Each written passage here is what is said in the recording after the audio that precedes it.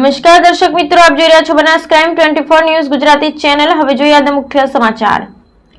ડીસા વિજય park society ખાતે નવરાત્રી મહોત્સવમાં ધારાસભ્ય પ્રવીણભાઈ માળીએ માં જગદંબાની આરતી ઉતારી ખેલૈયાઓ સાથે ગરબે ઘૂમ્યા।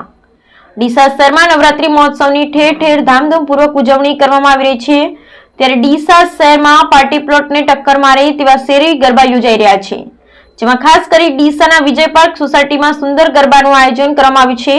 ત્યારે આજરોજ ડીસાના ધારાસભ્ય પ્રવીણભાઈ માળી સહિત ટીમે વિજય પાર્ક સોસાયટી પાસે માં આદ્યશક્તિ જગદંબાની આરતી ઉતારી ધારાસભ્ય પ્રવીણભાઈ માળી ગરબે ઘૂમ્યા હતા અને ખેલૈયાનો ઉત્સાહ વધાર્યો હતો, જ્યાં વોર્ડ નંબર 2 ના સદસ્ય ભારતીબેન ભરતભાઈ પટેલ સહિત સોસાયટીના રહીશોએ ધારાસભ્ય પ્રવીણભાઈ માળીનો ફૂલહાર પહેરાવી શાલ ઉડાડી અને સન્માન કરવામાં આવ્યું હતું।